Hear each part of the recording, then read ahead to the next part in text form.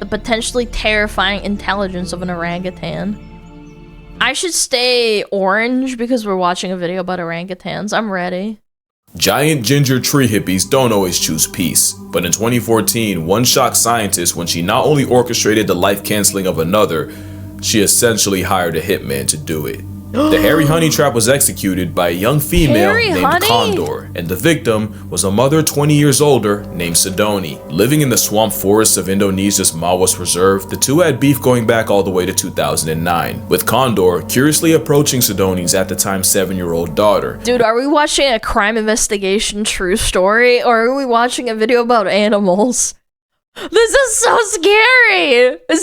When did this video come out? Is this for Halloween? No, it's not. I was like, damn, we're watching a scary story. And Sidoni defensively smacking and biting Condor before chasing her off. The perceived insolence stuck with Condor, and the disrespect was tattooed into her psyche. She was not letting that slide. Years later, Condor would catch the eye of a male named Echo, and the two would eventually run into Sidoni. They both approached, and Echo seemed to inspect Sidoni, who was now jockeyed by her 4-year-old son. Echo seemed curious in the mother, before losing interest and proceeding to mate with Condor. Right in front of Sidoni. Call it Man, the animal kingdom mimics real life, huh? passion or power play, but either way, when Sidoni tried exiting the situation, Condor escalated, ending the lovemaking and savagely beating Sidoni. But what blew researchers away was Echo going from bystander to participant. For 33 minutes, the two took turns beating on Sidoni, sometimes together, sometimes just Condor, with Echo blocking off any escape routes. It was an honest to ape jumping, and his much larger canines meant Echo inflicted the bulk of the damage. The pair didn't stop until a fourth orang, a male named Guapo, chased Echo off and ran defense for Sidoni before mating with her. The Orange Night would be too late, as a little over 2 weeks later, Sidoni became past tense due to her injuries, and scientists were left wondering what they had just witnessed. In over 26,000 hours of observation, only 6 female on female attacks were recorded, and none caused serious injuries. Yet here was a spiteful orang leveraging her carnal currency, specifically to erase one of her rivals, and Echo acting as a hired gun. Premeditated and personal, it was a shockingly dark look into the intelligence of the forest man, one that begs the question, just how smart are they, and just what could they be? I'm plotting your downfall. Again, I can't help but think that humans, I mean, after all, we're kind of just monkeys. I'm a monkey. Capable of. To say orangutans are intelligent is honestly disrespectful, because this tree-happy ginger ape is damn near human. That is an animal that can 100% speak. They just really don't want to deal with taxes. And that's only partially a joke. Their name, Orangutang, literally translates to man of the forest, because locals swore they were plus-size people that chose not to speak because they know then they'd have to get jobs. In 2014, a court in Argentina actually granted human rights to Sandra the orangutan after 20 years of captivity. There's a cute saying that goes, if you give a chip a screwdriver, it'll use it as a weapon. A gorilla would accidentally break it. A bonobo would become the screwdriver, but an orangutan, he'd hide it, use it to dismantle his cage, and then let all his friends out. There's a bunch of reasons for this brainy Bigfoot, and if I remember correctly, we watched a video by Giuseppe of a orangutan that managed to escape the zoo like 1,000,000 times or something over like 10-15 years. So intelligent. And people wonder why, like, some countries grant, like, the animals, like, human rights. One of them is them being the biggest mama's boys on Earth. No other mammal spends more time with its mother, except humans. In the up to and often over 10 years of being her shadow, baby orangs learned everything about how to orangutan. Not only that, but daughters often live around their moms even after having their own baby. This means orangutans are one of the few animals that have a legitimate culture, and what we see is a sum of generational wisdom passed down. In 2022, a notorious Sumatran male named Raucus was seen using a medicinal plant to help heal a face wound he'd gotten in a fight. The 30-something-year-old applied the chewed-up paste of the akar kuning, an anti-inflammatory, antibacterial flowering plant traditionally used to treat malaria and diabetes. Raucus applied the paste for 7 minutes until it covered his wound, and 5 days later, it was completely healed. That's fucking insane. It's not the first time we've seen animals self-medicate. Parrots will eat clay to detox from all the leaves, and elephants will apparently eat certain plants to induce labor. But what made Rocket so radical is the simple fact that they rarely eat that plant to begin with. I mean, ultimately, that's kind of what happened with humans. It's like, enough humans ate something that wasn't poisonous, and they said, okay, well, maybe this is helping. Like, people back then didn't have, like, poison tests or, like, you know... Yeah, like testing for things that are edible or inedible. Like, that's evolution, man. It's smart.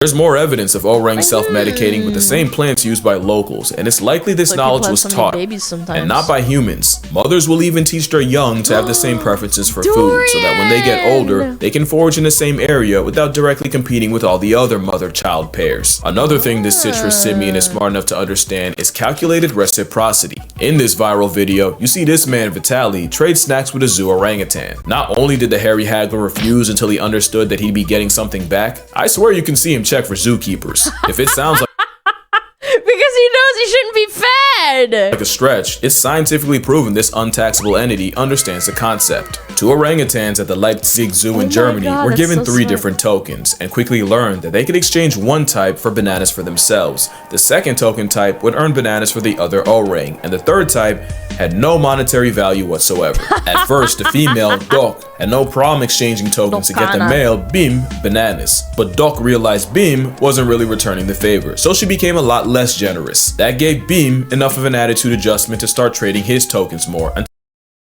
I mean, they've had this chimpanzee experiment where they didn't get grapes back for doing something, and then they figured out that some monkeys got more grapes than the other monkeys, and they got mad because those monkeys didn't get the equivalent exchange for doing the same job.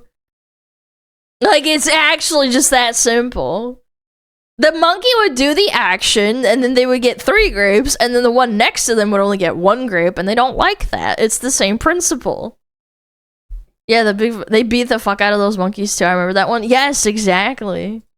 Till their efforts became closer to equal. There's another story of a zoo orangutan taught to exchange any trash he found in his enclosure for a food reward. Except he then realized if he just returned the trash in pieces, that would just mean more food for him, which was That's a level of understanding above, like, maybe like a 2-3-year-old, actually. That's smart. That's real smart. It was unfortunate when the trash was someone's phone, and tragic when it turned out to be a formerly alive possum. But what exactly is it that makes orangutans so smart? Well, the superpower is how they learn. When orangutans are spending all that time with their mothers, they learn everything they need to by watching and copying. Even after they leave, young males will find an older, phalangeed male to use as a role model, learning how to be an alpha male by mimicking everything he does. Mimicry is how they learn, and that learning creates cultures. It's scientifically proven when resources are good, orangs spend more time around each other and more time peering, watching, observing the other orangs. It's not just people watching, it's gathering intel, and they don't just do it to each other. Orangs regularly learn things just by watching the humans around. This is an infamous clip, the one using the song. This male was seen attempting to catch fish after clocking locals doing it, and one female, Supina, tried starting a fire by dipping a glowing stick in kerosene, blowing on it, and even rubbing it with another stick. But this shadow clone jutsu can be wildly inconvenient. Camp Miki is an orangutan research and rehabilitation reserve where the Auburn apes have plenty of opportunities to study humans right back, leading to the trend of orangutans untying canoes from the dock and stealing them, and not even yeah, why would I want to swim in the water and get wet? Yeah, I'm just gonna do what you do. I watch you guys do it. triple or quadruple knots can discourage them. Fun fact, it takes about a 7-hour canoe ride to get to camp, so one documentary crew decided to save time with a speedboat. They lost that time after a redman stole the boat and left them stranded. The power of perception has taught orangs how to breastfeed, drive, and even saw wood, all from watching a human. It said orangs have the intelligence of a 4-year-old, but I've yet to see a toddler that did its own laundry. Now you're seeing what I'm saying. Bro's smart enough to talk, wise enough not to, and she's only song like that so we don't catch on. But what if Oh my god, the David Attenborough orangutan clip, man. With the saw? I told you there's an even higher level of intelligence they can get to. Deception. Deception requires foresight and anticipating the actions or thoughts of another party. That's where intelligence can get scary. If orangutans have the capacity to trick us, we're talking about a whole different ballgame. Which brings us to the story of Fu Manchu. Now we're talking about an orangutan outsmarting humans, and it happened in the 60s in Omaha Zoo in Nebraska. I know, nothing ever happens in Nebraska. One day, zoo director Jerry Stone was doing his rounds when a couple keepers ran up to him. Panicking, they told him not one, but 5 orangs had escaped and were roaming the zoo. This was not good. Like all apes, an orang outside is a code red situation, and a starting lineup of them walking amongst people was a Dude, and they're huge too. Look how big he is next to the car. Yo, peep it. Peep how huge. All it would take was a human or orang getting situation and a starting lineup of them. Dude, that's big boy. That's big man right there. Oh, he big. Walking amongst people was a canon event begging to happen. All it would take was a human or orang getting too curious for it to be a bad time for everyone, and Jerry sprinted to them before anything could happen, and he found them just chilling. Yeah, Jerry was greeted by 5 fugitives just people watching in the elm trees by the elephant building. Clearly all they wanted to do was visit the zoo like everyone else. But you can't just have several 100 pounds of primate in public unsupervised, so Jerry literally went up the tree, grabbed an orang by the hand, and led them all back to the exhibit with no resistance. Jerry was less gentle with his staff, and let it be known that another mistake like that and someone would get pink slipped straight into unemployment. Clearly Stone made his point, because nothing like that would ever happen again. Until next week, when it happened again. Yup, somehow, some way, orangutan gang got out again. No one got hurt. They actually went to the exact same spot in the trees. But a troop of tangerine men exercising free will is a nightmare for zoo PR. And this time, Jerry was ready to give someone permanent PTO. Because no shot someone went through all that school in debt just to not close a furnace door. So imagine what went through Jerry's mind when the tans got out again. But this time, there was a catch. I used to think you'd only hear this line in a movie, but nah, someone actually ran up to Jerry and said, "You gotta come see this." And he wasn't wrong. You see, in the orangutan exhibit, there was a moat, and down at the bottom of that moat was a furnace door. And sure enough, they caught one of the males, Fu Manchu, fiddling with the door. They were watching from a distance so Fu wouldn't see them, but they couldn't see exactly what Fu was doing. All they knew was suddenly the door flew open and Usain Bolt felt a disturbance as these men broke the sound barrier running down to stop them. So now the solution was simple. Clear the enclosure of anything that could be used to escape and do it daily. And sure enough, the orang breakouts came to an end.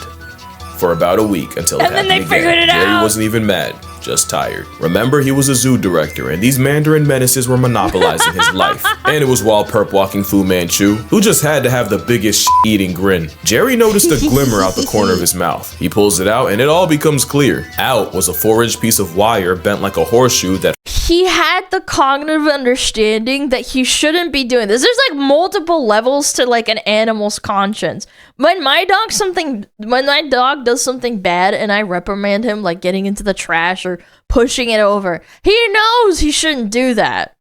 But the fact that the animal, the orangutan figured out that he should be hiding it, and then the tool has to be hidden specifically. He knows he shouldn't be doing it. Is like on another level. Like even some kids, like at a certain age, don't understand. They don't know how to hide things yet. Fu Manchu had stashed between his lower lip and gum. The very hairy Houdini had been using it as a lockpick for weeks and hiding it in his oral wallet. No one taught Fu. Not only did he orchestrate his own emancipation, he had the foresight to realize he couldn't have the key out around keepers or else it'd get confiscated. Fu Manchu would be named an honorary member of the Locksmith Union of the United States, and Jerry Stone would go on to work with several other interesting apes, including a gorilla named Harambe. Fu Manchu wouldn't be the last.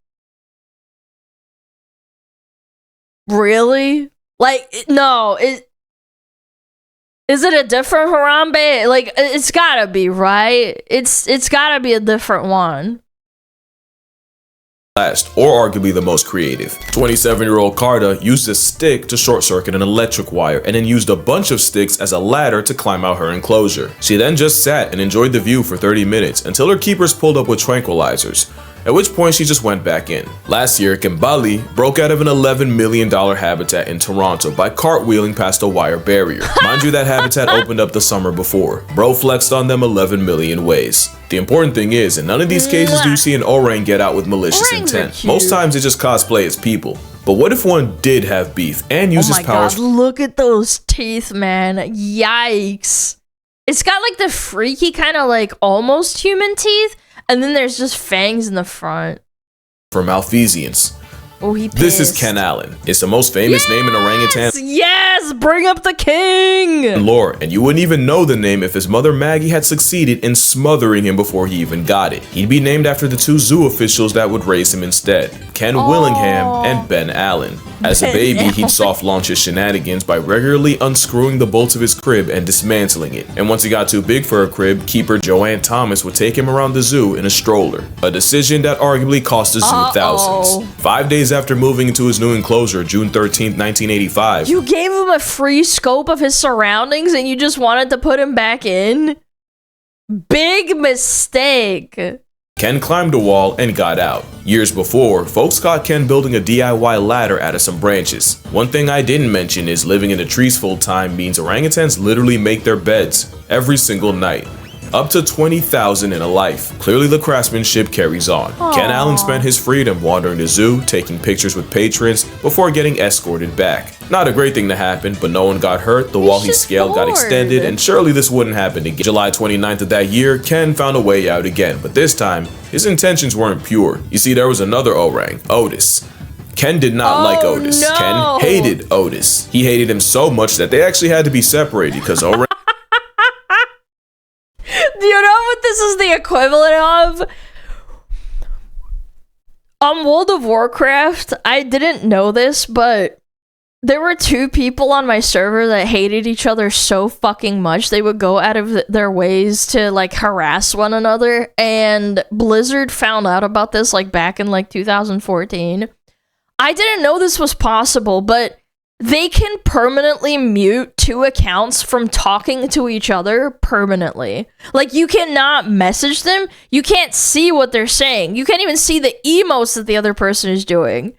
Because they were shit-talking each other so much that the ignore feature didn't matter at that point. Because they would make new accounts. They would make, they would, like, name pets after one another and then point at each other, because that's another way to get around, like, you know, being toxic to one another, to the point that any interaction between one another was completely blocked. But they would still go to each other's ways to, like, mail each other insulting, like, items, and, like, they would mail each other nooses in-game because they hated each other so much. This reminds me of this because they went to each other's enclosures because they couldn't control themselves. They had separated them and they said, nah, fuck that. I'm gonna go keep shit talking to them. Orangs might be an endangered species, but as long as they are roommates, Otis was an endangered individual. So when Ken escaped a second time, he went straight for Otis's corner He's got and chucked rocks at him. That premeditated stoning put him in solitary confinement. But I'm sure Ken will tell you it was worth it. But the reason for the beef might have been jealousy. Otis was the breeding star of San Diego, with nearly 10 kids and 3 wives. Damn, Ken hated him as a concept, so player. the zoo gave him 4. And of course that backfired, when Ken started teaching them how to disrespect infrastructure too. One day, someone left He taught the bitches how to run away with him. Based. the crowbar in the enclosure, and instead of using it while everyone watched, he just tossed it aside, like he didn't even care. An actual orang move, except he threw it to a female named Vicky, and she used it to pry open a window and free them both. Also, Otis wasn't the only victim. Apparently, he took offense to a TV crew filming a documentary on gorillas and pelted them with rocks, until he ran out of rocks and started You're not giving me attention? using cannonballs from his colon. Ken was so crafty, employees would only have a chance of studying him if they dressed like regular guests, cause Ken would never incriminate himself if someone in uniform was around.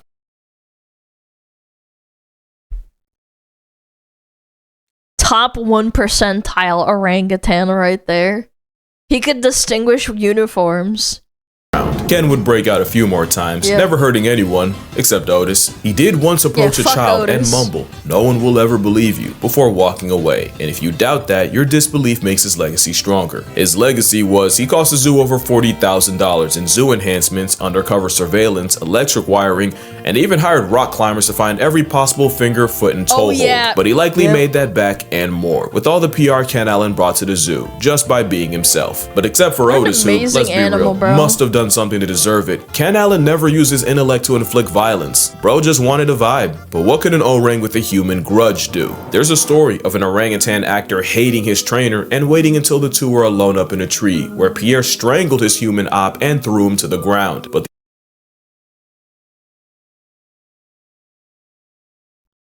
that's premeditated murder, by the way. This animal had premeditated murder on his mind. It didn't just like go crazy and rip its face off. He strangled it when they were alone.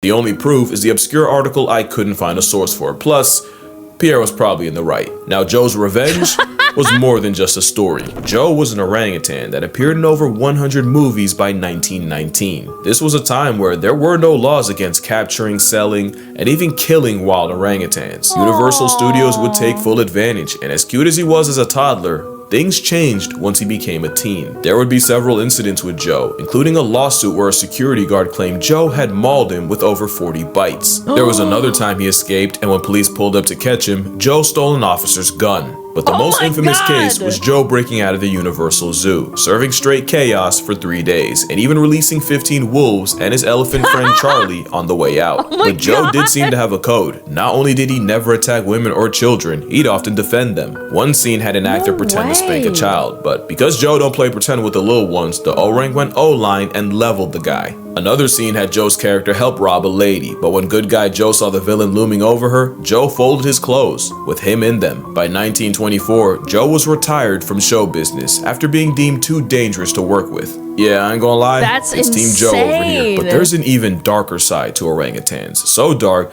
that I'ma just drop this. Here's an ad while you consider your options. Birute Galdeques is a primatologist and one of the leading experts on orangutans, and in the 70s, she arrived at Camp Liki in Tanjung Puntin National Park, where she was immediately warned by native Indonesians that some male orangutans can find humans attractive and occasionally physically and forcefully act on it. She didn't believe it until a male walked into camp one day and violated a female cook, and even multiple people trying to wrestle him off couldn't stop the salacious onslaught. It's now advised that menstruating women either avoid orangs or walk around with a club. So as you can see, I mean, it's an animal. What? It's an animal. I mean, you were warned. You were warned preemptively, and you know, it sucks. I know that's bad. What the club is gonna do? Massage him? Yeah, that's a good point. What's the club gonna stop a massive, huge animal?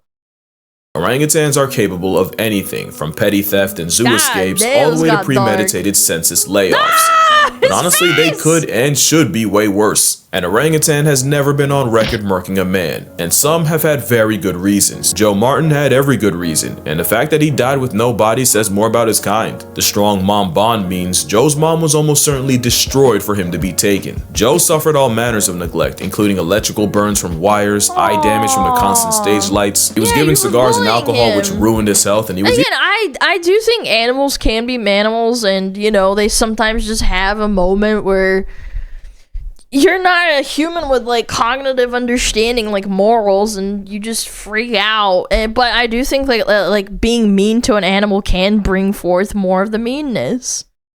Even knocked out by former heavyweight James Jeffries, all without never really interacting with another orang. Joe going through all that and never severely maiming someone is our entire relationship with orangs in a nutshell. We have done far more to them than for them, in worse ways than you think. I can't even say what this one went through. Just know her name is Pony and her story is not for the weak. Orangutans as a whole are a victim of humanity, and the worst part is what happens when they're gone. Once all the O-rings in an area are gone, all the generational knowledge of how to live there dies with them. It's not just a species, it's an entire culture that goes extinct with no way of bringing it back. So what can you on your phone, computer, or TV do? One is obviously support an organization that helps with research and rehabilitation, which is why I'll be donating to Orangutan Foundation International, founded by Galdekis herself. Link down below if you'd like to as well. Also, never support a place that uses orangutans as tourist traps. Any place that lets you pay to play with an orangutan is a huge red flag. But probably the best way is to avoid palm oil. Palm oil is the leading cause of their extinction, and it's in 50% of household products in the West. It's a commitment, but it's looking like we either give up the oil or negotiate the red ape's existence. The choice is yours. Just know the orangutans would probably do the same for us. But yeah, that's gonna do it for this video. But first, I want to thank y'all. If you remember my elephant sanctuary video, then you know that the park actually flooded a month after I visited. A flood that cost 2 rescued elephants their lives. But you guys came through with the donations, and Miss Lek Chilert was so grateful, they actually made a cake with my name and gave it to the elephants. And seeing my favorite animals eating out of my namesake cake would have been impossible without you guys. So thank you all. Hopefully one day I can do the same for Camp Leaky. But until then, drink water, hug your mother. If an orangutan hits you, apologize, because you deserved it. True. And I'm gonna see y'all in the next one. Jan, I'm an orangutan. Can I hit you? You probably deserve it. Well, that was a good video, even if it was a little dark. When I was a little kid, I remember my school was studying orangutans, primary school. We donated $5 each to some sanctuary named Borneo, I think it was. I've also seen orangutans in real life. Went to Malaysia. There was a zoo in Malaysia. Bring it, Shorty. I am not Shorty! I am 5'6". I will end your life. And I am an orangutan. I will maim you and maul your face.